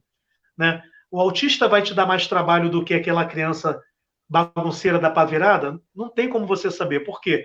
Cada autista é de uma forma, cada surdo é de outra forma. Né? Por exemplo, se você... por que eu digo desmontar? Eu, quando conheci Marissa, a gente tem 11 anos juntos, a primeira coisa que eu conversei com ela num bar, som alto, depois de um tempão descobri que ela era surda. E eu me toquei, mas eu não estou falando Libras. Aí eu achei que eu tinha que aprender Libras para falar com ela, mas eu já tinha conversado com ela quase 2 horas. Aí eu fui descobrir aí eu fiquei com aquilo na cabeça, assim, mas ela é surda, mas ela fala português. Ela fala, como assim? Quando nós nos encontramos no segundo dia, aí eu fui perguntar para ela, eu tenho que aprender Libras, porque eu vou aprender, né? Porque eu estava interessado nela, assim, não aprenda, porque eu não sei, assim, surdo, surdo, todo surdo fala Libras. Ela, quem disse?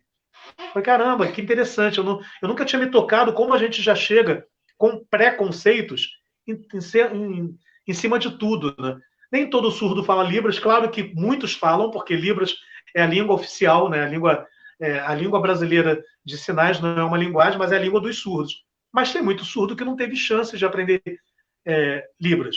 Por exemplo, tem muito autista. Vou chegar numa sala, eu tenho um aluno autista. Eu sei tudo de autista. Sabe, mas chegou lá na sala. Como é esse autista? Porque você tem desde o autista que não é oralizado até o autista super gênio. E aí? Cada aula vai ser cada autista vai ser uma coisa. Então, a dica que eu dou, a primeira coisa para trabalhar a inclusão é esquecer essa questão assim de é uma pessoa com necessidade especial. Não. É uma pessoa que possui uma deficiência, uma pessoa com deficiência. E ela vai ter características como qualquer outra pessoa. Né? E se a gente começar a se tocar disso, por exemplo, vou dar um exemplo aqui, porque essa questão da deficiência, ela é muito ampla, né? Por exemplo, você aí com um pouco cabelo, eu também aqui, né, com um pouco. Se a gente pensar na questão do óculos, tudo é deficiência. Para pensar assim, a gente exclui muito facilmente a partir de preconceitos. Por exemplo, eu tenho 1,68 m. Eu jogava basquete bem, mas eu nunca joguei basquete porque me falaram que era impossível jogar basquete porque eu tinha apenas 1,68 m. Mas se você buscar na tua memória, depois de dar uma pesquisada, tem jogadores de basquete com 1,70 m. Eu tenho 1,68 m. Inclusive, tem aquele Harlem Globetrotters, que é aquele grupo de basquete que roda o mundo, tinha um jogador de basquete que era quase do meu tamanho, que era espetacular. Então, a gente já exclui assim, tipo, você é baixinho, não pode jogar basquete. Quem disse? Né? Por exemplo, eu vi há pouco tempo um jogador de futebol profissional que é anão, né? Baixo, de 1,40 m e pouco, é um tremendo jogador de futebol. Então a gente já começa a excluir as pessoas assim, tipo, você é cadeirante, não pode dançar. Né? A Marissa, por exemplo, ela é surda, não pode participar da aula de música. Por que não pode? Pode, a gente tem que... eu acho que a nossa função como educador é proporcionar formas da criança participar. Acho que é o primeiro caminho. E a participação deles tem algumas aulas que a participação deles é onde talvez seja um momento que eles se libertam. Sim. Eu vejo muito a música sendo um libertador. Sim. A música, eu vejo a música assim muito como, às vezes aquela criança que é tímida quase não fala, você toca uma música, a criança, você vê que ela começa a cantar ou começa a dançar. Sim. Sim, a música ela pode trabalhar, tanto que agora tem a musicoterapia, e ela pode auxiliar, né, nessas questões. Por exemplo, mesmo sem ser especialista, bota o carregador aqui que nossa bateria vai acabar. Mesmo sem ser especialista, nas minhas oficinas eu dou muita dica prática. Né? Aí, numa das oficinas, um educador, que era o Júnior Leite, a Marissa vai ter que passar aqui atrás, aqui, que a nossa bateria está acabando.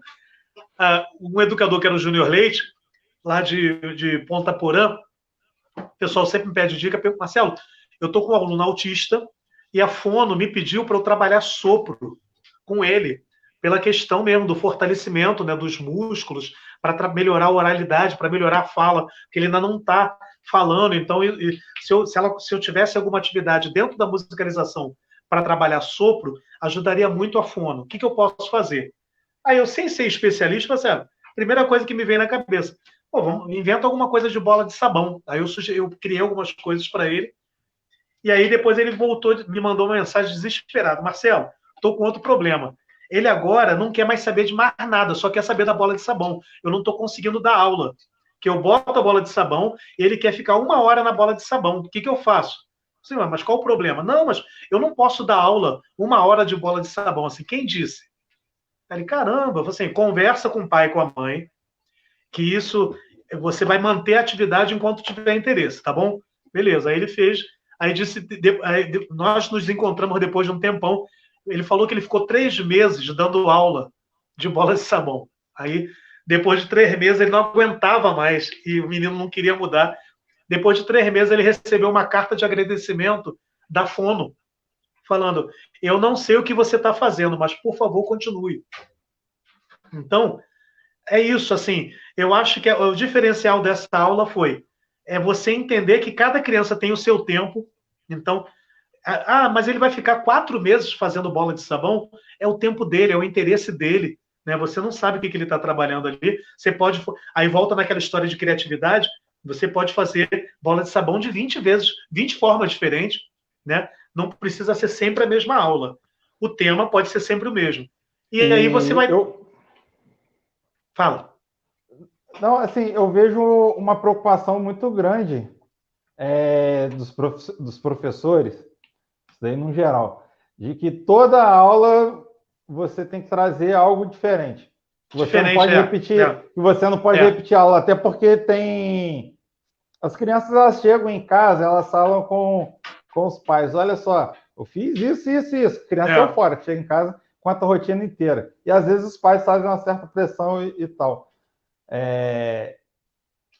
Eu também não, eu vejo dessa forma, acho que não é. Se eu tenho uma aula ali que foi bacana hoje, por que eu não posso repetir ela na semana que vem? Porque a gente acaba dando aula para o colégio, para o pai, e acaba não dando aula para a criança. Aí a criança tem que toda aula ter alguma coisa diferente. Mas na hora que a criança vai recriar, por exemplo, o que ela faz? Ela vai ver Moana pela 1000ª vez. Eu juro pela minha filha, eu acho que eu já vi Moana mais de 100 vezes. E isso é porque eu vi uma de 4. Para cada 4 vezes que a Mariane viu Moana, ela me obrigou a ver uma. Então eu garanto que minha filha tranquilamente viu Moana com a ponto da a Mariane senta. E ela não é diferente de quem tem filho sabe, mas a Mariane senta na frente dos desenhos que ela gosta. Por exemplo, Moana, ela fala junto com a personagem. Ela já viu tanto que ela decorou parte do filme. Entendeu? Então, o que há de errado nisso? A criança aprende a partir da repetição. A rotina é um aliado, uma aliada poderosíssima, né? Então, a gente é que fica querendo sempre alguma coisa nova, sempre, olha como nós somos educadores maravilhosos. Fala assim, não, gente, aí você está perdendo.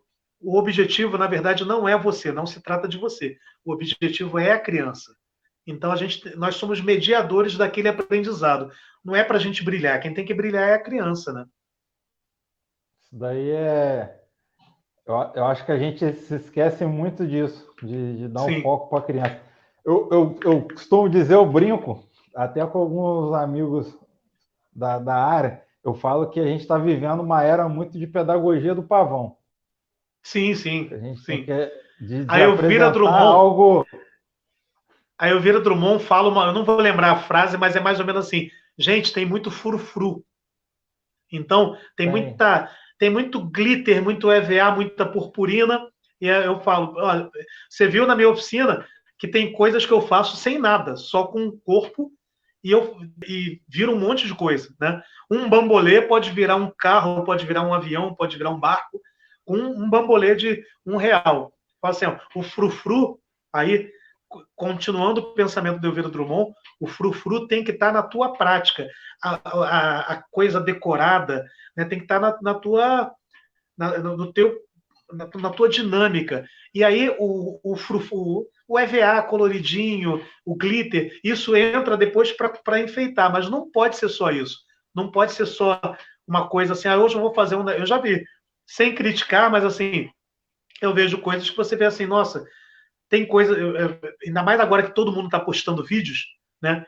Eu vejo coisas que eu falo assim, não é que esteja ruim, eu viraria para a pessoa e falar, eu pegaria metade desse vídeo, tiraria, porque tem tanta informação aí, e a atividade que você está fazendo é legal, não precisa isso tudo. A atividade, às vezes, por si só, ela já é legal. Já é bacana. Você quer ver uma... Eu até postei na página, um tempo atrás, uma foto de uma criança brincando com um monte de pote de margarina. Aquilo dali, ele, na cabeça daquela criança ali, ela vai fazer 1001 coisa. Aquele pote ele vai virar a casinha da boneca, ela vai virar uma casa. Sim. Porque a criança ela é criativa. Ela não se prende igual brinquedo. Às vezes você dá um brinquedo extremamente caro para a criança. E ela vai brincar com uma caixa de papelão. Né? Porque não vai ter significado para a criança. Ó, de improviso aqui, só para você ver. Por exemplo, essa coisa do brinquedo não estruturado, isso vale na musicalização também. O instrumento não estruturado, né? A gente brincar com pote de margarina, com talheres, com papelão. Então, as pessoas ficam muito assim. Hoje eu vejo realmente essa coisa do pavão mesmo, ainda mais agora o pessoal descobriu o chroma key, né? Então todo mundo faz vídeo no KineMaster com aquele fundinho colorido. Tá todo mundo pintando a parede de verde. Pintando a parede verde. E aí, sem críticas, tá? Assim, eu só quero que a pessoa não pode ser escrava das suas práticas. Então, eu já notei assim, uma coisa que eu fazia muito tempo atrás, eu estou voltando a fazer alguns vídeos com a parede branca. Por quê? A parede branca é um espaço que você pode pintar de qualquer coisa. Vou dar um exemplo. Se eu quisesse fazer uma história aqui para chamar a atenção, eu falo de improviso aqui, assim, era uma vez, aqui, ó, deixa eu ver para aparecer, um menino. Nossa, ele tinha uma cabeça enorme, uma cabeça grande de tanta coisa que ele pensava. Esse menino ficava andando por aí, até um dia que ele foi e encontrou um poste. Sei lá, estou improvisando. Mas é para mostrar que... E aí esse menino foi, pegou um barquinho. Então, se eu tiver apenas uma colher, ou se eu tiver apenas a minha mão, isso vai virar um recurso. Eu consigo fazer com o que eu tiver. Aí eu vou até usar uma frase do Cortella, né? do filósofo Cortella. Faz o que você tem que fazer, faz o teu melhor com o que você tem. Então, assim, se você tem hoje uma colher, essa colher ela vai virar, o menino vai virar o batuque, vai virar um instrumento musical, né, na perna, colherinho do Estevão Marques, vai virar um monte de coisa. Ah, mas eu tenho aqui, hoje eu tenho um super chroma key. Ah, então legal. Vamos colocar esse chroma key de uma forma que ele complemente a tua atividade, não para ele virar atividade por si só, porque senão acaba virando um oba-oba, né? Vira que realmente assim, uma coisa meio de pavão e acaba que a atividade se perde ali naquele meio de informações que a criança tem, né? E às vezes a gente pega assim, algo que funciona às vezes 2, 3 minutos, porque a criança não vai ter aquele significado para ela, ela não vai conseguir absorver muito bem. Sim. Vou mandar aqui um beijo grande aqui. Eu estou vendo aqui nos comentários a Célia Maria. A Célia ela é uma professora que eu tenho um carinho muito grande. Foi minha professora no ensino fundamental, depois diretora do colégio que eu estudei. Eu estudei a vida inteira em colégio estadual. Eu estudava em Volta Redonda na época. E é uma profissional assim, que eu tenho uma admiração muito grande. O esposo dela foi meu professor de matemática. Então, Célia, um abração. Então, só para fechar esse raciocínio do Chroma, que é até interessante, eu vou deixar um questionamento. Agora, é até interessante isso, porque eu faço YouTube há 9 anos, né? Então, eu me sentia muito solitário, porque eu não tinha com quem conversar assim, sobre YouTube, sobre Chroma Key, sobre aplicativos. Agora eu descobri, agora todo mundo sabe, né? Todo mundo sabe o que é canal do YouTube, inscritos, Chroma. Aí eu deixo o seguinte questionamento, ó, de alguém que já está um tempo aí testando os vídeos, fala, gente, agora, tudo que é novidade, né? Todo mundo pintou a parede de verde, aí faz aquele fundo colorido, e agora você está lá, fica um arco-íris atrás de você, maravilhoso. Mas lembre o seguinte, não deixe isso passar por cima da tua prática. Vou te fazer um desafio. Pintou a tua parede de verde, você passou no chroma key, aquela tua parede vira qualquer... Você pode botar um fundo espacial, você pode ir para o fundo do mar, você pode ser qualquer coisa. O desafio pega aquele fundo verde, passa pelo programa e bota um fundo branco no lugar. E aí você vai ver como é difícil você botar um fundo branco. Vai ficar uma porcaria, porque vai ficar um monte de sombra. Então, assim, o mais difícil é você fazer o simples. Tanto que, de vez em quando, eu faço uns vídeos com fundo branco, porque você pegar uma iluminação e botar numa parede branca e se filmar, é dificílimo você conseguir a luz certa para conseguir um branco legal. É dificílimo. Outra coisa muito difícil é você, uma parede preta, você iluminar certinho. A parede fica esbranquiçada. Então, o simples é mais difícil do que o complicado, entendeu? Então, hoje está todo mundo nesse oba-oba, vou botar, agora eu estou voando, eu estou fazendo, legal. Mas isso não pode ser mais do que tua prática. O que você está fazendo ali para estar voando naquele efeito especial que você descobriu agora? Tem que ter algum conteúdo, tem que ter uma coisa legal ali por trás. Porque, como você falou, senão a criança fica 2 minutos ali e vai embora. Porque o que ela está vendo ali, ela vê na Moana, ela vê no Frozen, né? Mas, às vezes, você chegar com uma coisa, por exemplo, não tem aqui mais um bonequinho feito de lixo, isso é uma coisa que um instrumento musical feito de reciclado é uma coisa que a criança não vê toda hora. Então, dá para você adaptar a sala de aula para o online, mas mantendo a qualidade, a proposta pedagógica, né? Mas eu acho que também é tudo muito novo, né? Daqui a pouco o pessoal vai se entender com essas ferramentas. Porque a gente foi pego de supetão. Sim. E assim, até meus parabéns aí a todos os profissionais Ninguém aí esperava, da educação, né? Porque eu tenho o costume, eu nunca fui YouTube, mas eu sempre tive o costume de gravar minhas aulas, até para poder chegar em casa, ver como que tinha sido o desenvolvimento da aula, o que tinha funcionado bem, o que não tinha funcionado, mas eu nunca fui muito igual ao YouTube. YouTube agora é que eu comecei a colocar os vídeos lá, até porque quando a gente começa a colocar, não sei se você passou por isso, até uma inquietação que às vezes eu tenho. Aí, de um tempo para cá, eu estou começando a desconstruir isso, coloquei uma coisa na cabeça. Se a gente se prender muito à questão de visualização, questão de curtidas, a gente acaba desanimando, porque de cara a gente não vai conseguir, às vezes, um alcance que a gente acha que vai ter, porque a gente tem um baita conteúdo, mas assim, até as pessoas entenderem que aquele conteúdo é relevante, leva um tempo. Como que foi para você,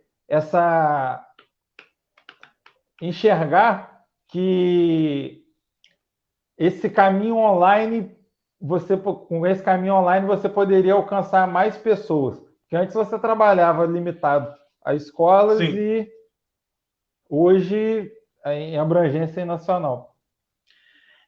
Eu demorei um pouco, na verdade, assim, até eu acordei um pouco de 3 anos para cá. Até se eu souber, assim, eu não me lamento, né? Mas eu falo com a Marissa que se eu tivesse acordado mais para o que eu realmente estava fazendo, eu meio que não acreditei nas coisas que eu fiz no começo. Eu acho que se eu tivesse levado mais a sério, porque eu sempre coloquei a idade que eu consegui na época.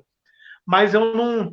Eu estava sempre achando que isso aqui não vai dar em nada. Tanto que eu comecei no YouTube muito mesmo, assim, no começo do YouTube, né, assim, uns 2, 3 anos depois. Então, assim, o pessoal que começou um ano antes de mim, alguns canais infantis, porque eu comecei como canal infantil também. Tem canal infantil que começou junto comigo um pouco antes e está com milhões de inscritos. Eu não enxergava isso. Por exemplo, se eu tivesse 1 milhão de inscritos hoje, eu viveria do YouTube, né? Que as pessoas têm essa ilusão, assim, meu segundo canal está indo para 100 mil inscritos. Meu primeiro está com 130 mil. Não dá para viver só do YouTube, não. Mas com 1 milhão você já consegue viver, porque o YouTube te paga ali um valor do impulsionado. Marcelo, foi bom você tocar nesse ponto. Uma coisa que eu estou percebendo, não sei se você teve essa percepção, uma coisa que eu tenho visto muito é que tem muitas pessoas que tem essa questão da necessidade de fazer a transmissão de suas aulas, do seu conteúdo. Sim. Mas eu tenho visto que tem muita gente, até essa questão do pavão, de às vezes estar enfeitando muito, de estar saindo um pouco do contexto nessa ilusão de eu vou largar a escola porque eu vou viver de YouTube. Não vai. Ó, muita gente tem falado assim, gente, você já deve ter visto isso, me ajude a chegar a 1.000 inscritos, né, para eu poder começar a monetizar. Assim, beleza, você vai começar a monetizar, mas aí você tem que ter 1.000 inscritos, depois você tem que ter, acho que 4.000 horas de visualização, para você depois virar parceiro do YouTube, aí você começa a monetizar, mas centavos em cima de cada vídeo para 1 hora o YouTube só te paga quando chega a $100, que hoje daria mais ou menos R$ 600. Então você vai ficar um tempo, aí quando bater $100, você recebe.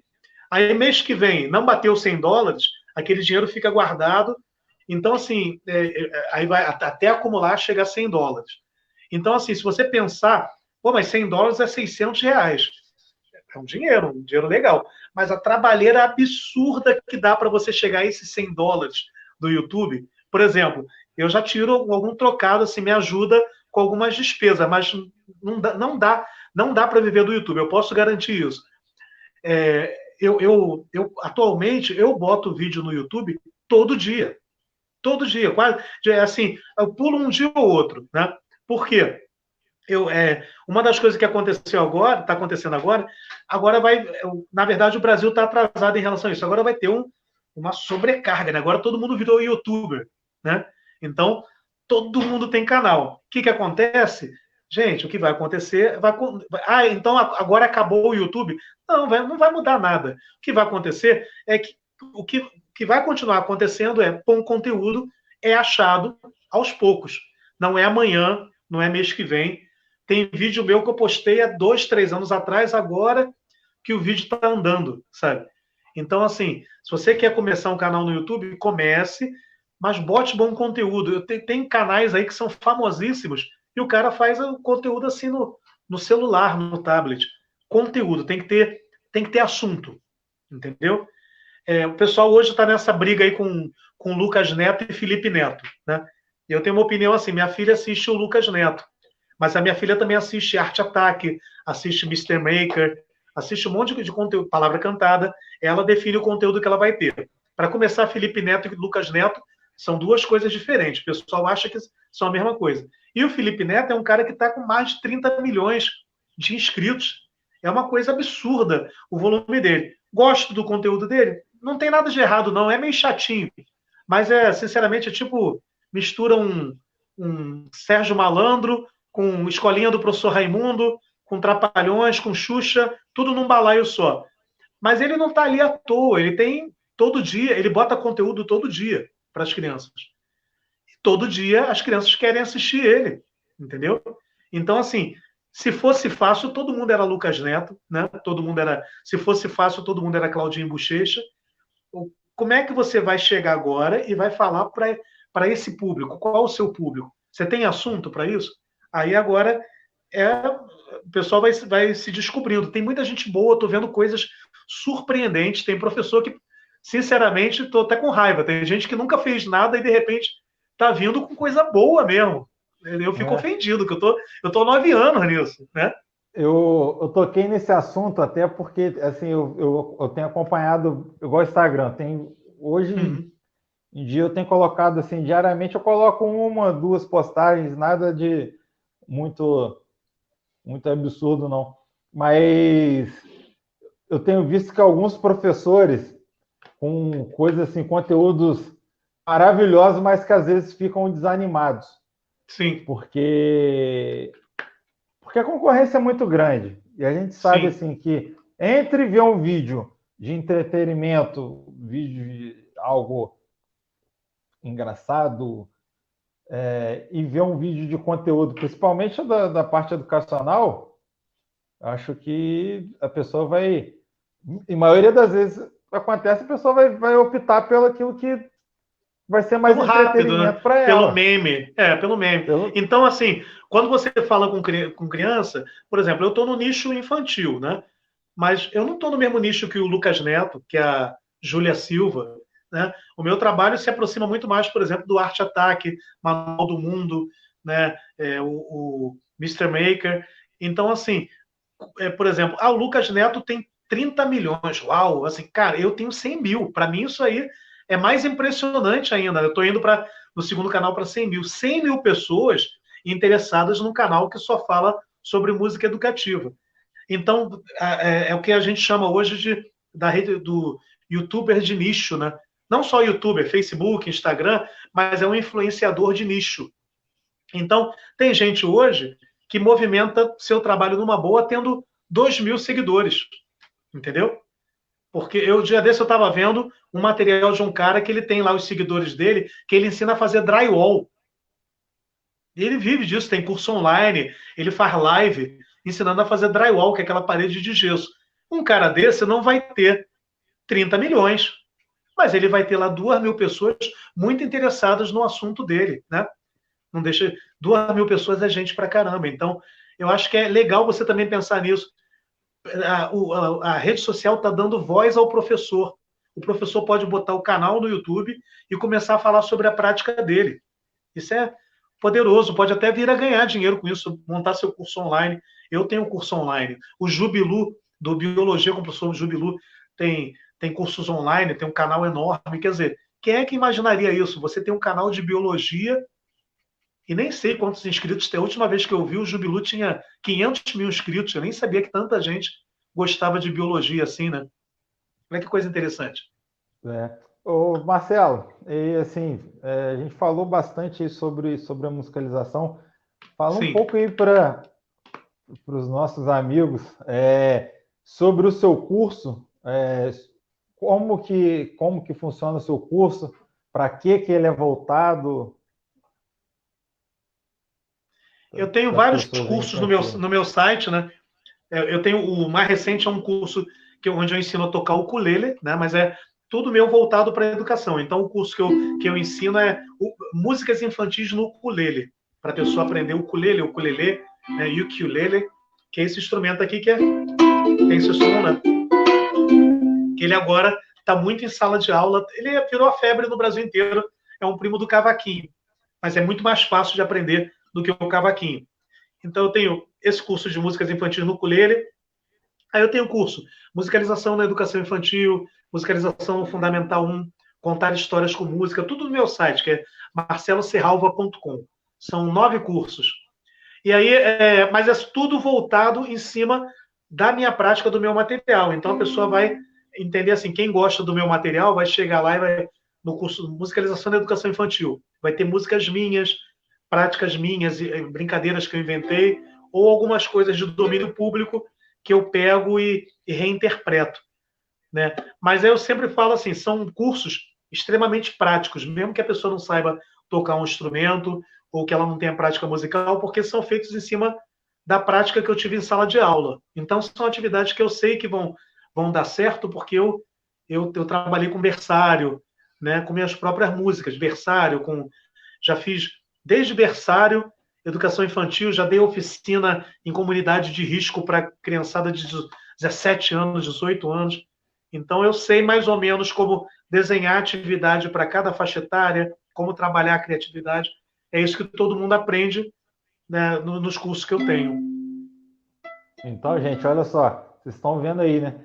O que a gente falou e tudo que a gente falou hoje aqui foi só, assim, um tira-gosto para vocês aí buscarem mais esse conhecimento aprofundado, assim como todas as outras áreas aí que a gente recebeu ao longo desse 1 mês e meio de aula. A gente trouxe um pouquinho de cada área, então hoje a gente conseguiu compreender que a musicalização não é uma aula de música onde você vai escolher um instrumento para poder tocar, mas é algo amplo aí que vai permitir com que a criança venha no futuro aí se interessar de fato pela música, pela instrumentalização.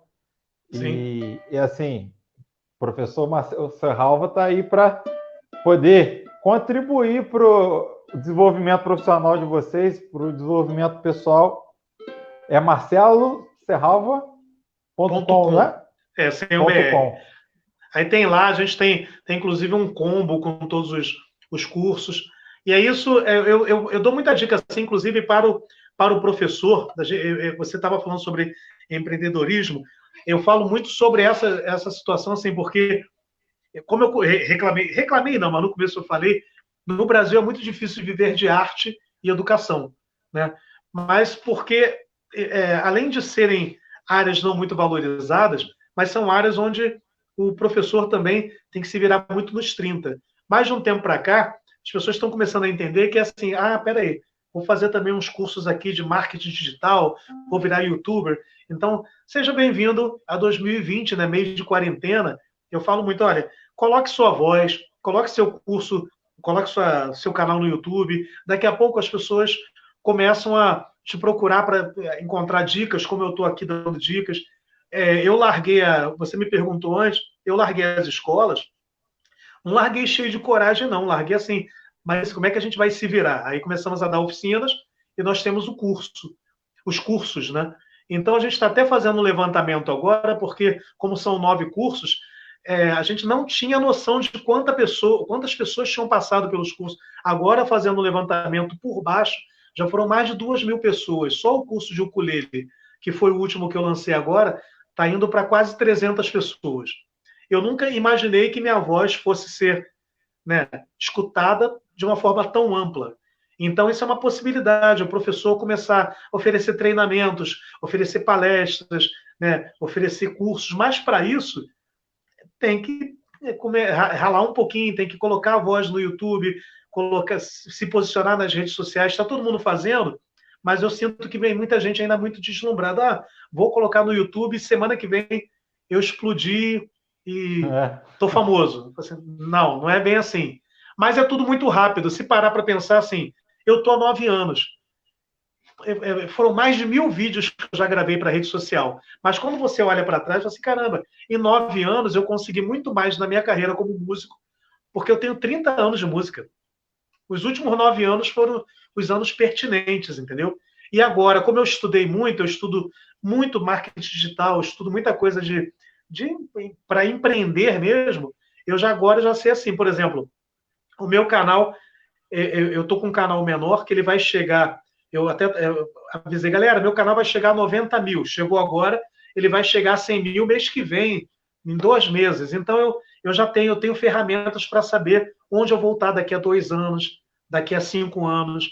Hoje eu raciocino como uma pequena empresa. Então, eu acho que se você quer, quem está aí, fala assim, eu tô com o meu canal no YouTube. Então, saiba que você vai trabalhar muito, mas se você começar a raciocinar como empresa, faz curso no Sebrae, sabe? Começa a sair um pouquinho só disso, porque aí, quando você colocar a cara no YouTube, as pessoas vão te ver para o bem e para o mal, né? Tem muita gente que vai lá para te adorar e muita gente que vai para te detonar. Mas faz parte, é legal para caramba, assim, cria um novo movimento. O Brasil precisa dessa movimentação. Quanto mais gente fazendo isso, melhor. A educação, eu costumo dizer que a gente precisa passar o que a gente sabe, o pouco que a gente sabe, adiante, porque é o legado. É isso daí que vai ficar. E assim, eu tô muito honrado de ter tido a possibilidade de estar fazendo esse encerramento desse projeto do seminário online de educação infantil, que começou assim, pensamento, vou fazer uma live, aí depois, aí no mesmo dia você já, eu posso fazer isso, posso fazer aquilo, e na hora que a gente vê, acaba tomando uma proporção e um alcance assim, considerável, e quando a gente vê que isso daí está influenciando na vida de outras pessoas, quando a gente recebe, às vezes, um elogio, a pessoa fala, poxa, vi algo ali, às vezes de 2 horas de live, 5 minutos ali, teve uma fala que foi extremamente relevante para a vida de milhares e milhões de pessoas. Sim. Então, assim... Sim. Não tem que ter medo de compartilhar conteúdo, não. Já ouvi alguns papos recentemente, nossa, agora está todo mundo fazendo, não sei o que, que bom que está todo mundo fazendo, agora eu vou ter que me coçar mais. Se era mais fácil, agora está todo mundo. Eu vou ter que me destacar da multidão. Então, tenha sempre esse pensamento, assim, eu não tenho medo de compartilhar as coisas que eu penso, e acho assim, quanto mais a gente se fortalece como professores, melhor para nós mesmo, como classe. Então, quanto mais gente fazendo live, quanto mais gente colocando as aulas, melhor para a educação. Não tem que pensar que, não, aí vai disputar o meu mercado. Não, tem mercado para todo mundo e a gente tem que se fortalecer mais. Isso aí. Marcelo, eu posso fazer um pedido? Pode. Para a gente se despedir da galera, encerrar? Sim. Um samba? Bom, no ukulele eu não sei tocar muito bem samba, não, mas eu vou fazer um sambinha infantil, que é Cadê Lelê? É uma música minha, mas é porque eu faço muita. A gente tem uma coisa assim de ter vários sambinhas, né? Tradicionalmente, tipo Sapo Não Lava o Pé, Samba Lelê são sambinhas, né? Com uma pegada meio chachado. Mas eu fiz um sambinha. O legal era o violão. Pega o violão ali para mim, que no violão vai ser melhor. Cadê Lelê é uma música que eu imaginei assim. Por que Lelê? Porque samba Lelê, né? Então é Lelê que samba. Por que Lelê não foi sambar? Aí eu criei uma parte como se fosse uma preparação para o samba Lelê. Deixa eu me ajeitar aqui, E eu vou tentar te acompanhar com o meu baldinho da alegria. Eu não sou muito bom no violão. Alegria. Vou fazer um samba chachado aqui, ó. Eu perguntei pra Lala onde é que tava Lelê, que não estava ali no samba pra gente ver. Lelê deve estar doente, pois nunca falta o samba. E quando o samba Lelê, o mundo inteiro se encanta. Deixa eu voltar, deixa eu reaprender aqui, peraí. Eu perguntei pra Lala onde é que tava Lelê, que não estava ali pro samba pra gente ver. Lelê deve estar doente, pois nunca falta o samba. E quando o samba Lelê, o mundo inteiro se encanta. Samba Lelê tá doente, tá com a cabeça quebrada. Samba Lelê precisava de uma boa palmada. Samba, samba, samba, Lelê. Samba, samba, samba, lalá. Samba, samba, samba, Lelê. Samba, samba, lalá. Esse é um sambinha, mas é legal assim porque a gente tem muita música, por exemplo, que são chachados, que são sambas, né? Até, por exemplo, que não são músicas infantis, por exemplo, A, E, I, O, U, Y, e gritava A, E, I, O, U, Y. Convidei a comadre Sebastião pra dançar um chachado na Paraíba. Ela veio com uma dança diferente e pulava igual uma guariba. Ela veio com uma dança diferente e pulava igual uma guariba. E gritava A, E, I, O, U, Y. E gritava A, E, I, O, U, Y. Por aí vai. O chachado que é um tipo de samba, né? É um forró meio sambeado lá da Paraíba, né? Mas eu gosto bom, muito. E a gente viu que a gente conseguiu fazer uma música com um instrumento estruturado e sim. com o meu baldinho aqui, que me acompanhou durante algum tempo aí nas aulas de musicalização. Eu comecei a fazer uns vídeos, agora eu fiz um forró reciclado com instrumentos e com uma zabumba de garrafa PET e tal. E aí eu gostei tanto do resultado que eu vou começar a fazer alguns vídeos agora misturando mais, porque a sonoridade fica muito interessante dessa coisa, assim, o balde possibilita muitos sons e fica um som meio cru. É interessantíssimo para você misturar, por exemplo, com um teclado que vai vir com aquele som todo prontinho, né? Um ganzazinho de garrafa PET, dá para tirar alta sonoridade disso aí. Então fica a dica aí, gente, ó, quem acompanhou com a gente essa live aí maravilhosa, essa conversa aí com o Marcelo. Uma dica que eu deixo, que ele falou muito, é a gente desconstruir algumas ideias, alguns padrões, a gente entender que nem sempre nós vamos ter os melhores materiais, mas se a gente conseguir trazer as melhores ideias, a gente vai conseguir fazer muita coisa bacana. Porque às vezes a gente se prende muito à questão, eu tenho que ter o melhor instrumento. Esse ano eu tive um exemplo na escola de samba que eu comandei a bateria, eu não tinha os melhores instrumentos, mas eu consegui trazer boas ideias e fez toda a diferença. Porque não é só o que você tem de material, mas o que você tem de conhecimento.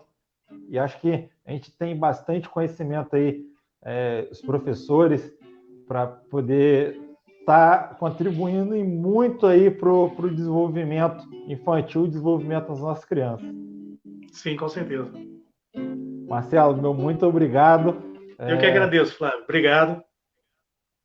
E assim, gente, não vou chorar não, mas assim, vou me despedir desse projeto aí com assim, sensação de dever cumprido e muita alegria, muita satisfação, porque eu tenho certeza que daqui a alguns anos aí vai ter muita gente ainda que vai falar, olha só, aquele projeto lá contribuiu para a minha formação profissional, ajudou com certeza no desenvolvimento do meu filho e por aí afora. Tá bom? Gente, valeu, gente. Um tchau. Tchau, tchau. Sigam lá o professor Marcelo Serralva no Instagram, no YouTube. E se puderem também, sigam o professor Flávio Roberto. Com certeza. Tchau, tchau. Valeu, galera. Tchau, tchau.